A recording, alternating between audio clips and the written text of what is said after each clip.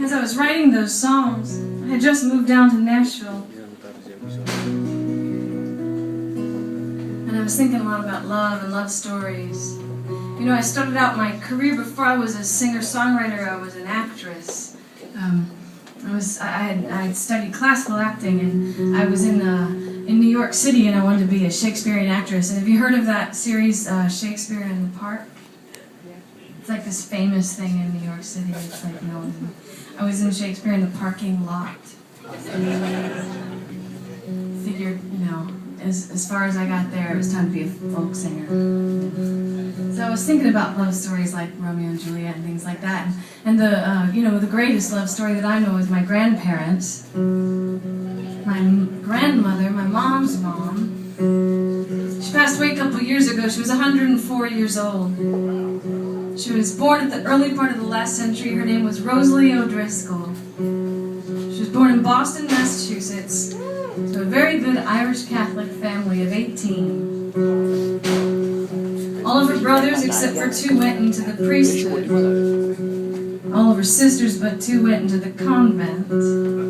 So as her parents got older and were ailing, she was sort of the youngest to have survived adolescence and stayed home, and so it came upon her to be the one to caretake her parents. So she went to a local nursing college for a couple of years, and on graduation, her brothers and sisters from faraway lands, at this point, put together a present for her.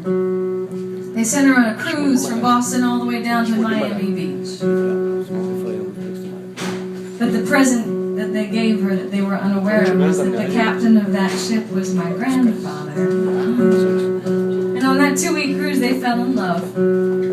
By the time they docked back up in Boston 2 weeks later, he had proposed to her, and she said yes, but she said, you know, that she couldn't leave Boston and be with him in Baltimore until she was able to leave her parents, however long that would take. Well, he was 20 years older than her, and he waited a long time, so he told her, I've waited this long to find the love of my life, I'll wait as long as it takes to have her. So she put him to the test because he waited, and waited, and waited. And 18 years later, my great-grandparents were Stoics. She was able to leave Boston, move down to Baltimore, married my grandfather, had my mother the next year. She was in her early 40s. And 8 years later, they finally took a honeymoon. They went back down to Miami Beach with my mother. And in the ocean where he met her, he passed away in my grandmother's arms. I know, it's a really sad story. But it's kind of beautiful because it's got this beautiful bookended thing about it, you know? It's like poetry. It sits in my family a little bit like an heirloom that's passed down. It doesn't have anything to do with this song, so distract you. This is called Ghost. It's for them.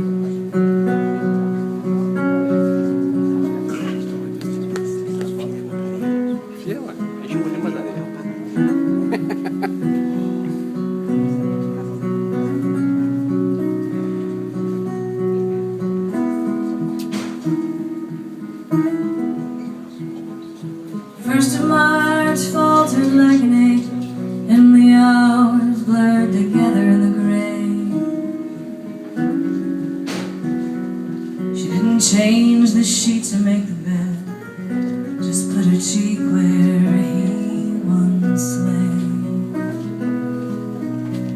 She curled up in the hollow where his skin left a faint trace of mint and leaves. Cotton held and